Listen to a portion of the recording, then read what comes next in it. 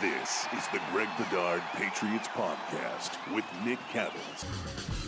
He's Greg, I'm Nick. It's the Greg Bedard Patriots Podcast with Nick Cattles, brought to you by our friends at Athletic Greens, your one-stop shopping for 75 high-quality vitamins to help you start your day right. So all that stuff is good. Athletic Greens, bet online, visit our friends. They help us. Greg, let's jump into some headlines here. First of all, this kind of relationship between Robert Kraft and Bill Belichick is something we want to dig into before we get into the Steelers game coming up this weekend. A couple of things. Belichick gives an interview to Shaughnessy before the season starts. You have Kraft popping up, talking about Kendrick Bourne. Of course, he didn't personally pop up, but it got to Tommy Curran, as we discussed in the podcast earlier this week.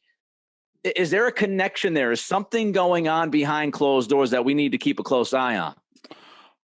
A little bit. I'm not ready to go like, oh my God, 5-alarm fire. They're back to, when, Greer was here and Parcells and that sort of thing. I'm not ready to go there yet. A couple of notes on this, because I know Felger has made a big deal out of Belichick talking to Shaughnessy and about how that goes up the Kraft's backside. There is a lot of truth to that. Shaughnessy, the Krafts do not like Shaughnessy. Shaughnessy loves to poke the Krafts, whether it's about the lifeguard chairs or whatever, and it just gets under their skin, especially Jonathan. It gets under their skin, has for years. They do not like him. So is there something to that? Yes. I will also say, in fairness, you have to point out that it's not unusual for Belichick to do these sort of right before the season interviews. For a long time, it was Ron Borges that he used to do this with. I remember, when I was on the beat the first time around, I remember being in Miami and Borges having this interview with Belichick, like in the hotel, like the day before the Dolphins game. And I'm like, what the hell? And, Bill definitely has his people that he goes to. And plus it's aligned with, hey, who am I going to reach the most people? Bill, I know Bill has a lot of respect for me, but I don't have the biggest audience in terms of BSJ, where you're talking about the Boston Globe. I mean, look, no matter what shape it's in right now, no matter who they have covering the team and things like that, the Globe, especially for older people, and the people who have influence with money, they have a lot of influence over those people. It gets the word out to them. It's just like the Krafts will always do something with the New York Times or the Wall Street Journal, or Goodell will do the same sort of thing. It's because they're trying to speak to the money people, the people who have influence. And so that, I wouldn't say it's just like, I wouldn't look at the interview between Belichick and Shaughnessy as, well, that's Belichick just going out to hit the Krafts. No, he has another motive, which is he's trying to get his word out, his sort of explanation to the widest net possible, and also people who have money and power in this market. So right. That's definitely part of it. But, do I think, let's just talk about the Kraft, Curran's report, and I heard it last night. I was on TV with Felger and Holly, and a couple of questions I sort of have about it.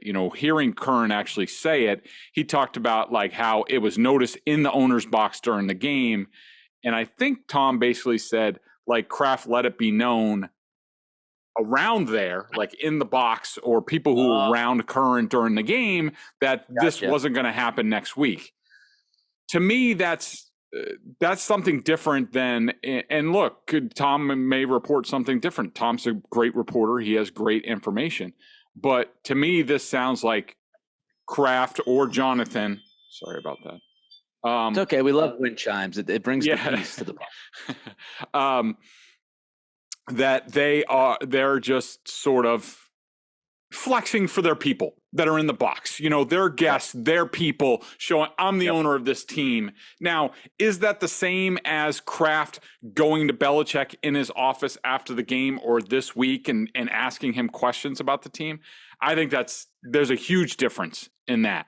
And do I think that Robert Kraft would ever do that in terms of after 1 week, after one game, after, one player's playing time is cut, a guy that I told you all summer, Aguilar outplayed him in practice. He did. And the Patriots, like you said, we talked about it last week. The Patriots ran 2 personnel packages, 12 with 2 tight ends on the field. That means 2 wide receivers, and 11 with 3 wide receivers on the field.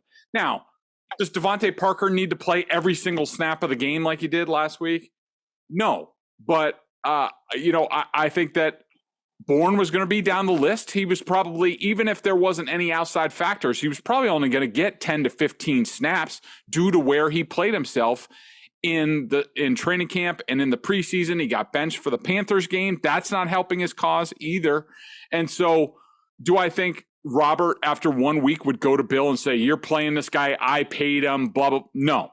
Do I think that maybe Jonathan goes to somebody around Bill and says, like, what's the deal? Robert would really like to see, can we see if he can play a little bit more? Yeah, I could see something like that, but I don't think we're at sort of a death stare or, huge saber rattling between Belichick and Kraft quite yet. But there are a lot of different factors in play in this whole thing. I mean, it's a good thing to hear, when you think about it. I tend to agree with you. At first blush, we talked about this in the last pod this week, the idea of Kraft kind of laying down the law and saying, well, Kendrick Bourne, he's going to play next week, Bill. I don't like that. I don't like the meddling. But given the context that you've added here, that Tommy kind of added as well, this idea that, he was in the box, I could see this where the message was kind of sent somehow, some way, and Kraft knew that Bourne might not be as big of a part of the game plan as, one might suspect or expect. And so people might be asking about him in the box, and Kraft could be like, well, it's not going to be the same thing next week. I do think that's a completely different scenario than the owner marching downstairs, banging on the door and saying, you got to play this guy more snaps. So I agree with you. That's a completely different scenario. Let's talk about TV ratings, because I know that this has been a conversation in New England here this week, the last couple of days. So in the 2021 season opener against Miami, same football team, there was a 33.1 rating in Boston, a 66 share. The 2022 season opener last Sunday, that 33.1 rating dropped to 23.9. The share dropped from 66 to 62. And if you were wondering about the rating average for last season, it was 31.5. So the rating again this past Sunday was 23.9. The average for last year was 31.5, i.e. less eyeballs watching the Patriots. Just first, your read on that, Greg, the ratings dropping. Again, share dropped 4 as well, but kind of, people would look at that and say, there's a lack of excitement. There's a lack of interest in this football team, relatively speaking, compared to prior years.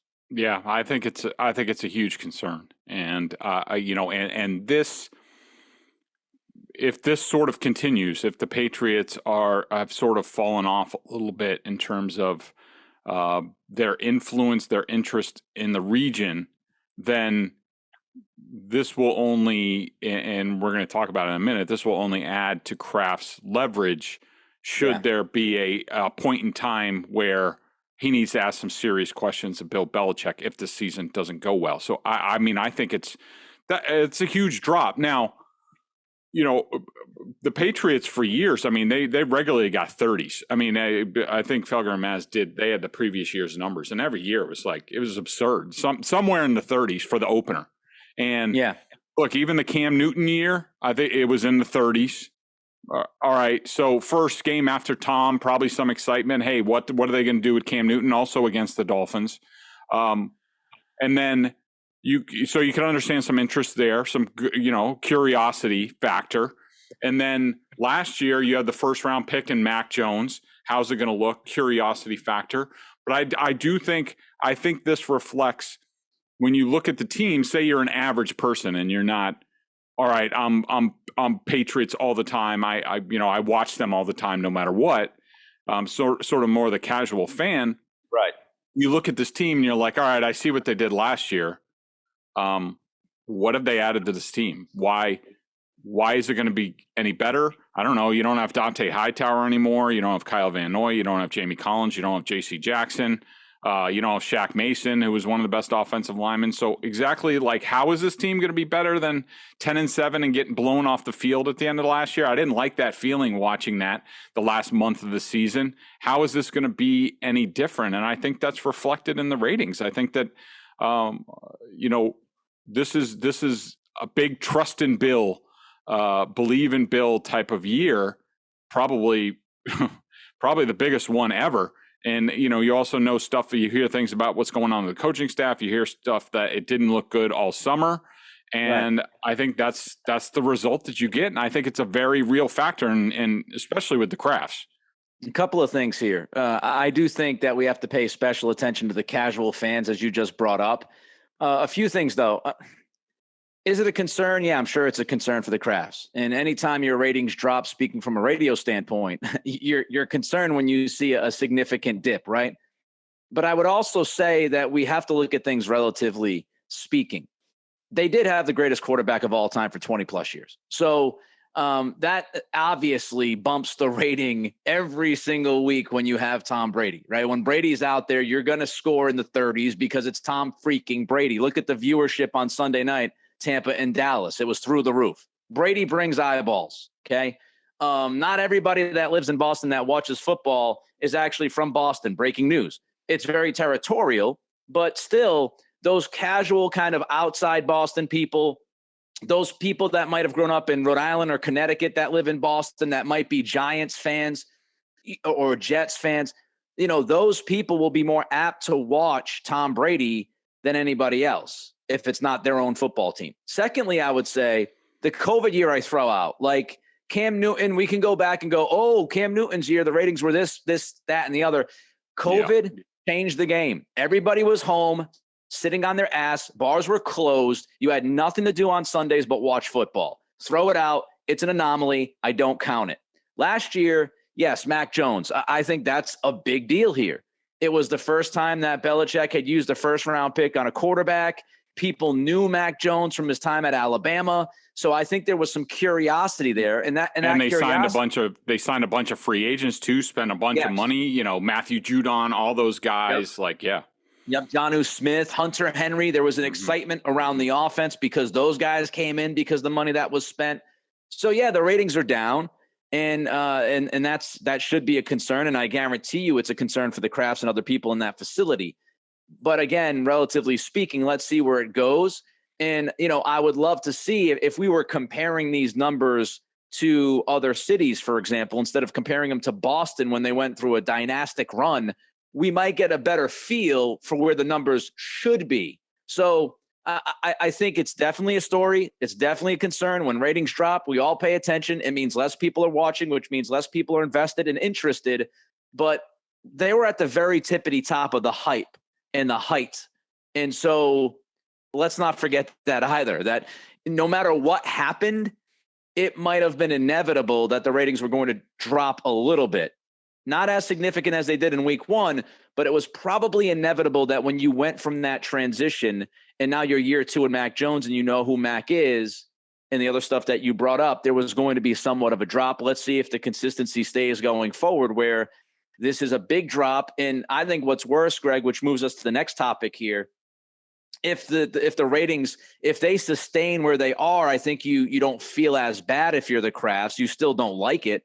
But if you start to see if this team loses more games and then less viewers, and when you're at week 14, week 15, and you might be looking at a 7-10 season, and you look at your ratings as a steady decline, starting lower than you wanted them to start to begin with, that's going to be an interesting conversation with the Krafts and Belichick. And, what could that lead to? And would it give more leverage? I think it would absolutely. Would it give more leverage to the Krafts, possibly entertaining getting rid of Belichick a year or two earlier than they might have wanted to before all that stuff came about?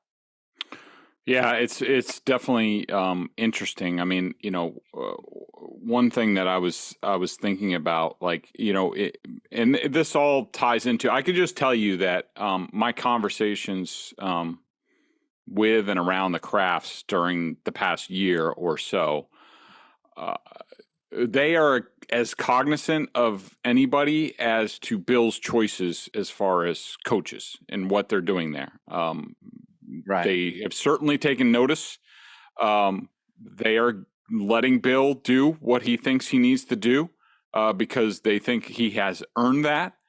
But they are looking at this with as a discerning eye as anybody, saying like, all right, Bill, we'll let you do what you want to do, but this doesn't make a whole lot of sense to us. And, you know, we spent a lot of money on this team, invested in it 2 years ago.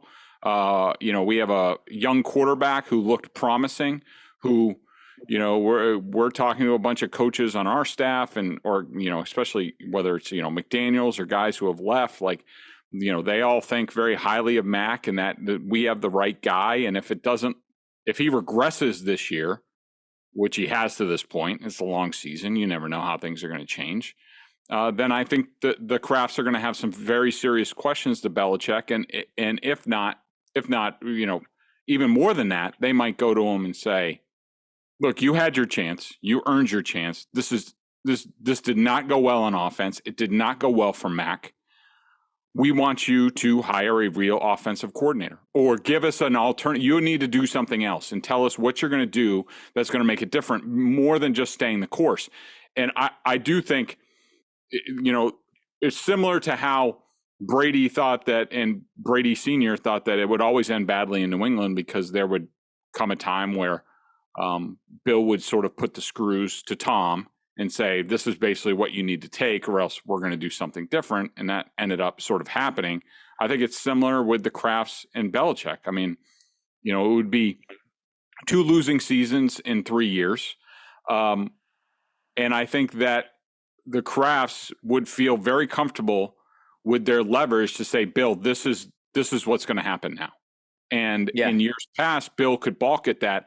Do I think Bill could walk and get a job? Yes.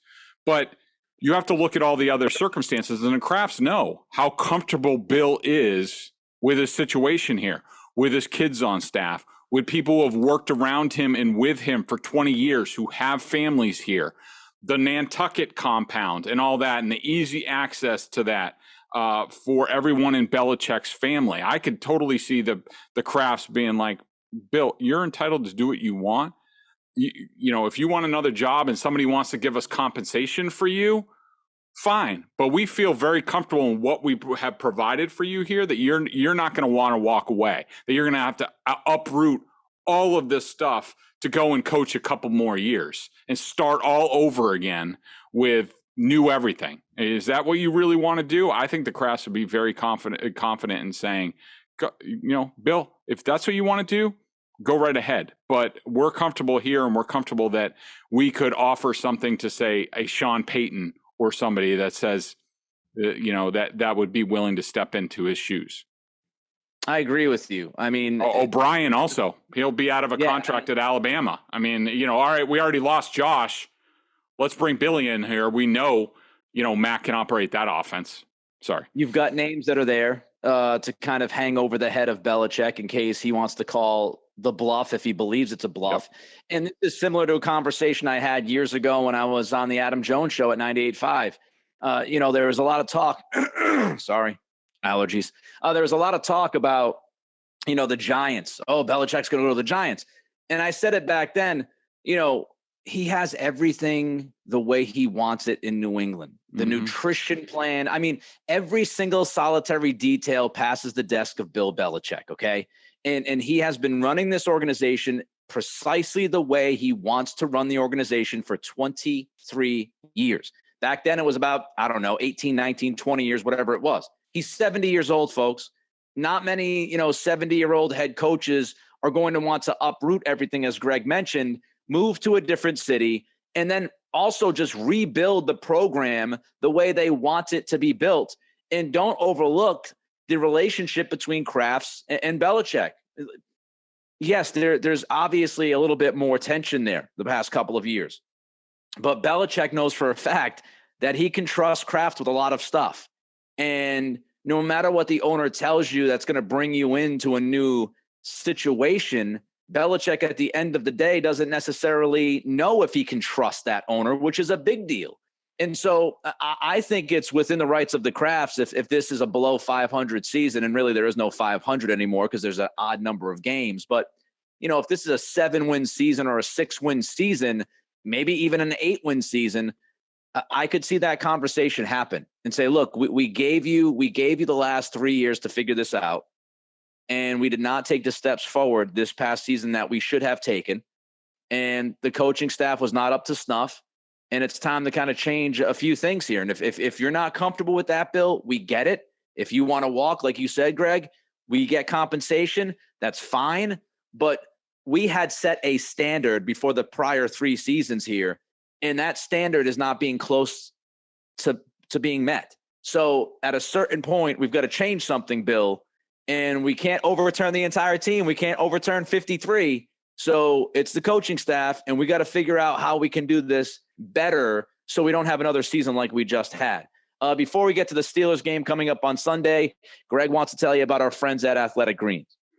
I started taking AG1 because I wanted to make sure I was getting all the vitamins and nutritional supplements I needed in one place. I hated buying tons of pill bottles and stuff like that. Now I've been at it for 2 months, and I love it.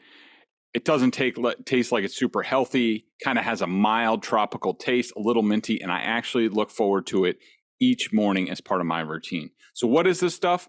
With one delicious scoop of AG1, you're absorbing 75 high-quality vitamins, minerals, whole food source ingredients, probiotics, and adaptogens to help you start your day right.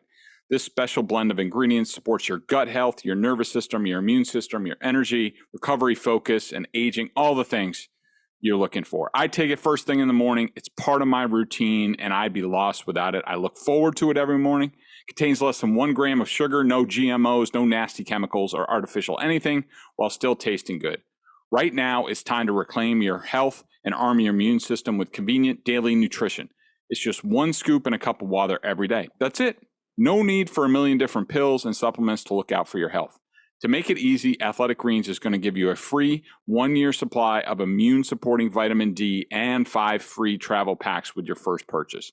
All you have to do is visit athleticgreens.com/Bedard. Again, that's athleticgreens.com, easy for me to say, /Bedard to take ownership over your health and pick up your ultimate daily nutritional insurance. It happens to all of us. Adaptogens. I couldn't say that word for 3 weeks. All right, let's get to the Steelers coming up on Sunday. Oh, boy. I do not think people should be prepared to watch a very aesthetically pleasing football game on Sunday between these two offenses. People know the offensive issues with the Patriots because we talked about it this week. But, Greg, try to dissect this Steelers experiment on the offensive end. Well, I'll just tell you this. So I watched the film last night, and with the Bengals. And first of all, it was a full 5 quarters because it went right down to the end of overtime. And even with the Bengals, Joe Burrow, Jamar Chase, like both sets of film were just horrendous. Like I was just like, how much longer is left? Like, this is just bad football. I think the Bengals didn't play very much in the preseason. Their offensive line is terrible. Teddy Karras is out there playing center, not exactly his forte. Sacked like 7 times in that game. But anyways, the Steelers, I would rather watch the Patriots offense that I watched all summer than more of the Steelers offense. And people know how I feel about the Patriots offense all summer. Oh, they know. Yeah. They certainly. It's brutal. Let's just start with the fact that the Steelers can't block at all. They stink on the offensive line. I mean, poor Najee Harris, he just keeps running into a brick wall every time. Mitch Trubisky tries to get back for a pass, has no time. It's just brutal all the way across, especially the 3 interior guys. They are terrible. Do the Steelers have some really nice skill guys? Hell yeah. I mean, Claypool is a featured guy for them. Deontay Johnson, Pickens, the rookie, Freiermuth, the tight end, is good. Yep. Najee Harris, good running back. But man, talk about a donut offense. Like, you have all these nice things on the exterior, but no offensive line and a very limited quarterback. Mitch Trubisky is the same guy that we saw in Chicago when when he nearly pulled off an upset of a Patriots team having a bad day where he just ran around. Does he have skills? Yeah, the dude is fast. You let him get out, he's going to run for a while. And does he have a really good arm? Yes, he does. But man, he just doesn't get settled behind. He does not look down the middle of the field very often. Everything is quick. It's outs. We'll throw some deeper outs. There'll be a chance for the Patriots to jump some passes for pick sixes. But here's the other thing with this Steelers team. I know a lot of people the past couple of years haven't watched them very much, especially, so they had Roethlisberger last year for the most part. And they had a new offensive coordinator last year, Matt Canada, guy who was lifelong in college football. With Big Ben, they stayed true to what Big Ben likes to do. He doesn't move around as well as he does, drop back. If they're a man-to-man, throw a go route, some in-breaking routes here and there, run the ball a little bit. That was their offense last year. Without Big Ben, and since Trubisky's a good athlete, they are running I would call it a bad high school, college sort of spread offense where they are doing all sorts of things. Now, are they a bear to prepare for? Because Claypool carried the ball 6 times on like end arounds, and they do other things and screens and this and that. You're going to watch it and be like, man, that's a lot of motion for freaking 4 yards at a time. Like that's what it looks like. And so, I mean, it is, like I said, I would rather watch if I was captured by enemy troops and subject to torture, and they were like, you can watch the Steelers offense or the Patriots offense for the next month straight. I would be like, give me Matt Patricia's Patriots offense all day, because I do not want to watch the Steelers offense again. It is awful. Awful. A couple of analytical things here about this offense, some numbers for you from last weekend's game to kind of put a fine point on what Greg was just talking about watching the film. Half of Trubisky's throws last week traveled 5 yards or less. 9 of those throws were either at or behind the line of scrimmage. You have Trubisky, he's highly calculated, but highly flawed throwing the ball deep. He's got the arm, but he's a little afraid to throw it down there sometimes. He was 2 for 7 with throws beyond 20 yards. He was 0 for 3, 30 yards or more, throwing the football in the air. Play action, very similar to the Patriots. We talked about the Patriots not running play action at all like last week. The Steelers ran it more as a gimmick, you would say. 6 of their 40 dropbacks, they utilized play action. So not big on the play action. And Greg also mentioned, they were not able to run the football. Let's talk about their defense, Greg. And of course, we've got to lead off with 2 names. The first name is TJ Watt, who is going to be out this weekend. The second one is Brian Flores. Yep. Yeah, I mean, look, Watt, I think isn't he reigning defensive player of the year? I think he is. Yes, I believe so. Yeah, and I mean, he's outstanding. I mean, even when he can't get to the passer and the passer goes 3-step drops, he has a technique now where he got a pick off of Joe Burrow last week where he knows how to combat that. His brother JJ was very good at that as well. He had a sack where he just bullied the right tackle, and he's just outstanding. And not having him is huge. Now, Highsmith, who starts opposite TJ Watt, is a good player, gets a lot of pressure. Yep. They'll give him more attention now. So, I guess the Reed kid, Malik Reed, who I think has been around he's 26 years old, been around a little bit, solid player, but they're going to have a drop off there. Good defensive line. I love Miles Jack. People probably remember him from Jacksonville. He's their best linebacker. Not a big fan of Devin Bush, 55. Jack, 51 is the one to watch. I like their cornerbacks. Sutton made a tremendous interception over the middle where Burrow was a little bit late to a pass. Fitzpatrick, the safety, is unbelievable.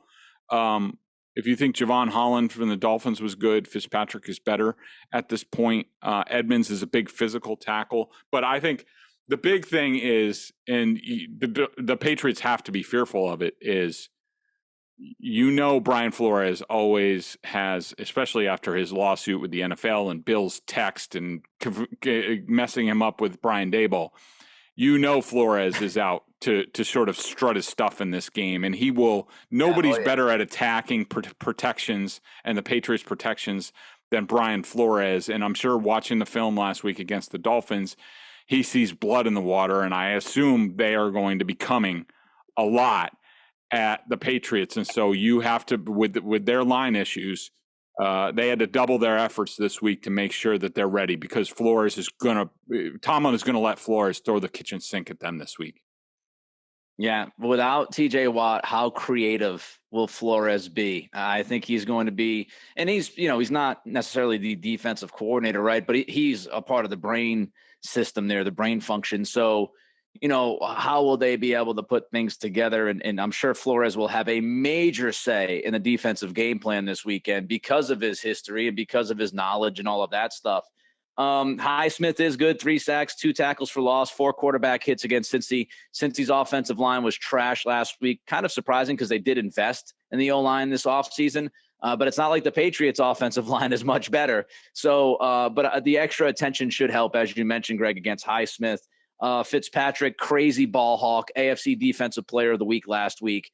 Mack is going to have his head on a swivel looking for Minka all day long, because Fitzpatrick, he'll jump routes, he'll do crazy things. I mean, he's really good on the back end. So it's going to be a very fascinating kind of, I think, tit for tat between the Patriots offensive staff, which we don't feel great about, and the Steelers defensive staff, which if I was Pittsburgh, I would be pretty confident that you can do some things to rattle those cages after watching last week. Pats -2. What do you think, Greg? I really like the Patriots in this game. I think it's going to be very low scoring. I think that I have more confidence that the Patriots defense won't give up a bust, especially after they sort of gave up their bust last week, the Duggar play, the Bentley play to Waddle. They don't usually do that consecutive weeks, and they'll redouble their efforts on the defensive side of the ball. The Steelers always seem like they have a big bust in almost every game, because they do get a little creative in the back end. I will say, I did not find their scheme overly creative. Now the Bengals took the approach of we're gonna spread them out shotgun so we could see. We're not going to let them get into their designer stuff. They know them very well, being in the division. Of course, you could do that with Joe Burrow, and a lot of those weapons worked against them with their protection. But I was somewhat surprised at how uncreative the Steelers' sort of coverages and blitzes were.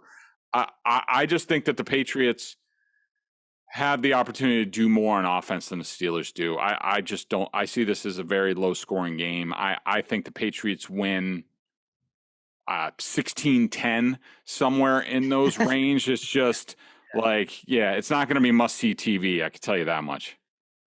As you said the score, that's exactly what was in my head. So pretty much everything what Greg just said, I take the Patriots. Just put this in perspective, Cincinnati last week, they were -5 in the turnover margin. So -5 on turnovers, and they gave up 7 sacks, and they had a chance to win the game in overtime if, the kicker didn't miss a couple kicks, and their kicker's usually very good, McPherson. Yeah. So, -5 in turnover margin, giving up 7 sacks, and it was that close. And it looked like that. I would hope the Patriots don't turn the football over 5 times and give up 7 sacks. So I would roll with the Pats. BSJ member question of the day, Greg. Of course, check out their annual plan at $39.99. Why is the Dolphins? This is from OWBNID. If that's supposed to mean something, I don't know. Why is the Dolphins penalty an iffy penalty? And you were pretty silent on the mugging Devontae Parker got on the interception by Mac Jones. Now, this is a member who is definitely in the Bill We Trust category. He also had some choice words about my analysis from this game that I was too negative. Oh, okay. Ooh. Sorry that, the Patriots lost for a 4th straight time to Tua. And, I should be a little bit more brighter about that. But look, the Dolphins, the penalty, the 4th and 1 penalty, I think it was a makeup call, at least even things out. I saw it. I didn't see the defensive back gain an advantage on Parker. I didn't see a blatant grab, which is what you're looking for on defensive holding, like off the line. And there was a play there to be made. The Patriots didn't make it.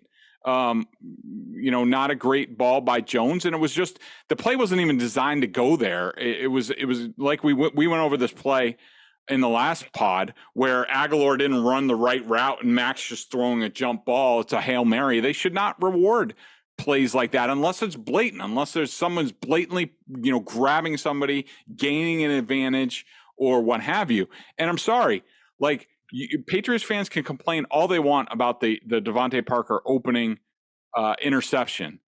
But Devontae Parker was asked about it after the game, and he did not think it was pass interference. He said that. He's on the record, and he wasn't just being nice. It was a 50-50 ball. Devontae Parker had his hands also on Howard, and it was two guys, two good players being physical with each other.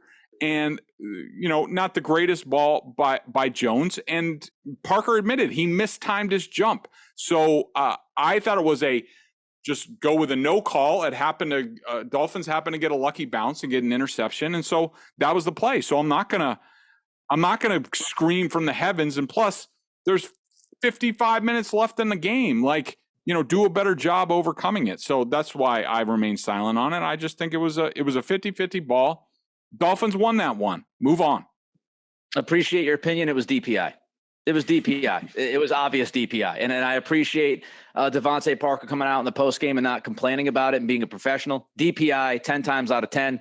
Howard had his shoulder pad with a full clutch of the jersey for the last, I'd say, 3 or 4 yards of the route into the end zone and was aggressively pulling down on that shoulder. It's DPI. It should have been called. They did do the makeup call later in the game. I agree on that. But to me, it was DPI. He's Greg. I'm Nick. Greg Bedard Patriots Podcast with Nick Cattles. Let's see if they get a W on Sunday against Pittsburgh. I hope, because if not, it's going to get even uglier. Until next week when we talk about that game, be good, be healthy, and be safe.